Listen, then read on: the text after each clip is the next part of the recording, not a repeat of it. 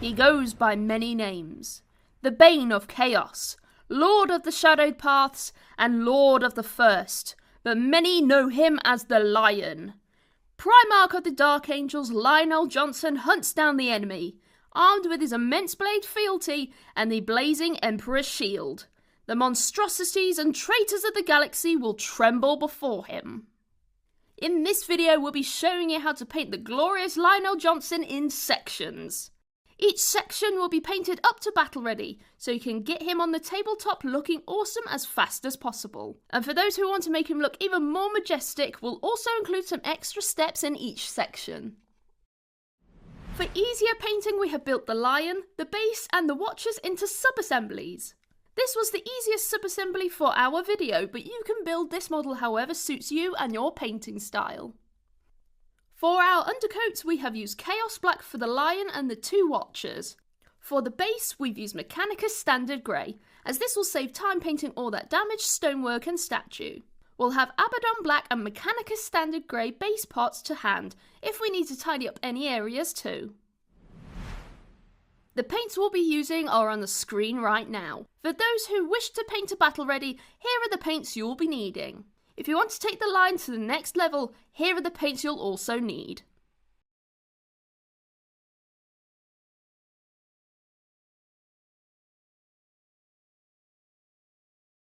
We'll also need Lamium and Contrast Medium for thinning down certain paints, and a variety of different brushes that you can see on the screen right now.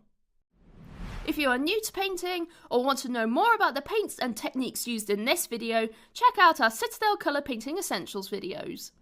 So let's start by painting the lion's dark green armour. First, we'll base coat Abaddon Black all over the armour.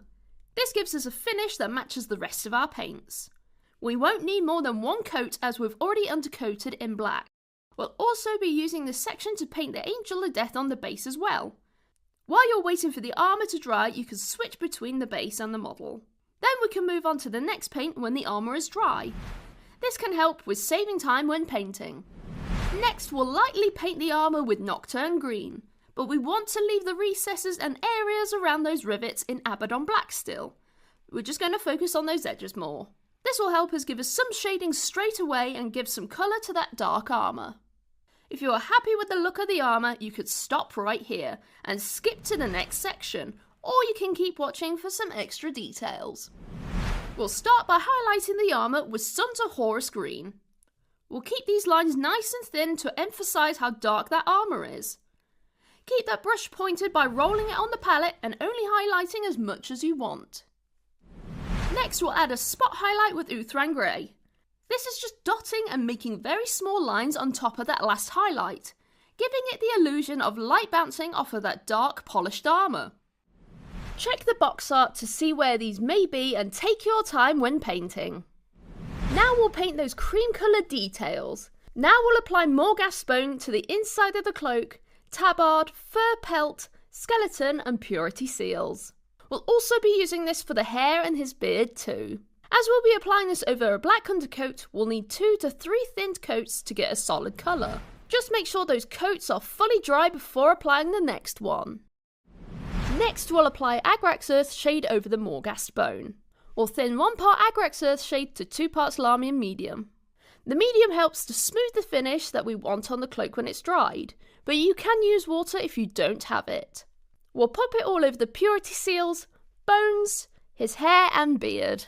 Then we'll use the mix to recess all the cloth, so only use a little bit at a time and work in small sections. You can tidy up any mistakes with the previous paint. If you're happy with this level, skip ahead now or keep watching to take those details to the next level.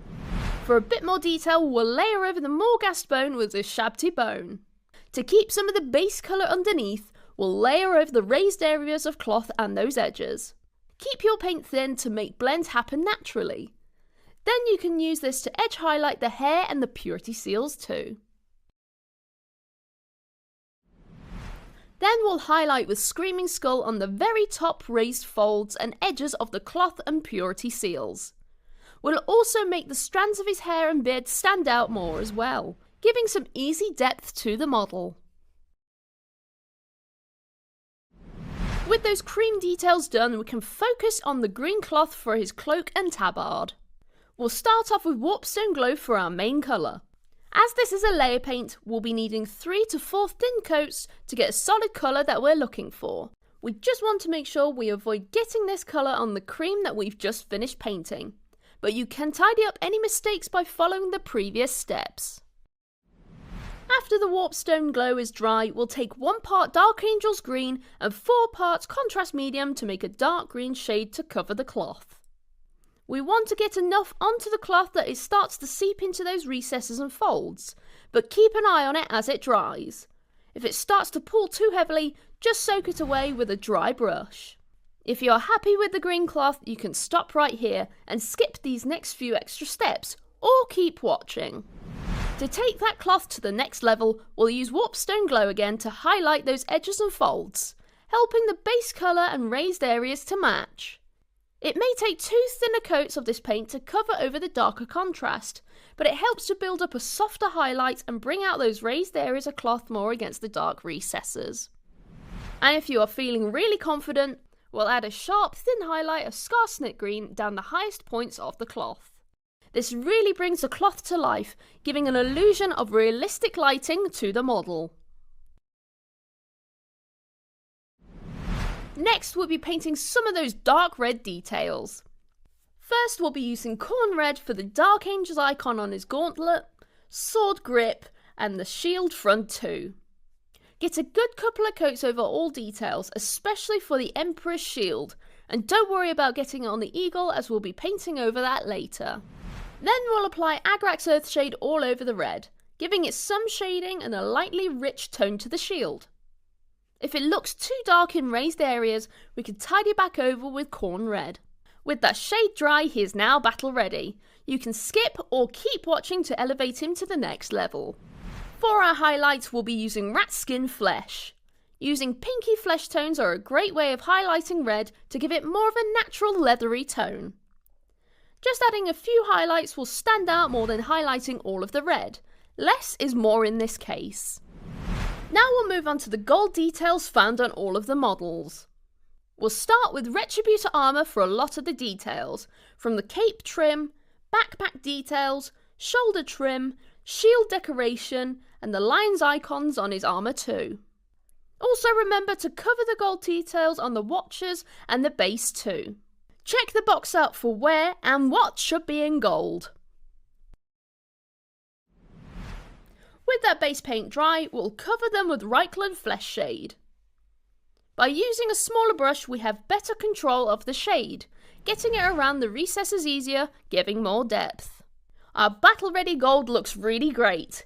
You can skip to the next section or keep watching to take the gold to the next level. To take the gold to that next level, we'll use Stormhost Silver to highlight the raised areas. Using silver over gold gives it a feel of a burnished regal gold with one simple colour and really makes that gold armour stand out beautifully. Now that the lion is taking shape, we'll paint his skin. If you have picked the helmet options and painted them like the armour, you can skip this section. We'll start with Cadian Flesh Tone for the skin base coat. Even though this is a layer paint, it is the right tone for the paler skin of the Primarch. Apply a few thin coats and be careful of the hair and beard that we've already painted, so take your time. With the base layer fully dry, we'll add Reichland Flesh Shade to the recesses of his face. He has some deep and distinguished features, and this shade will make sure those stand out more. You can tidy up any mistakes with Cadian Flesh Tone. With his face now battle ready, you can skip to the next section, or keep watching to see how we make it look even more distinguished. We can add some definition to the skin by using Kislev Flesh to highlight those raised areas, focusing more on the brow, nose and forehead areas. Use a few thin layers to build up the colour gently, avoiding wrinkles and recesses as you go. If you feel an area is too light, you can take some Reichland Flesh Shade and use it to define that area. And to finish off, we'll add a small amount of Abaddon Black into the eye sockets. This can be a difficult area to paint, so feel free to skip this step.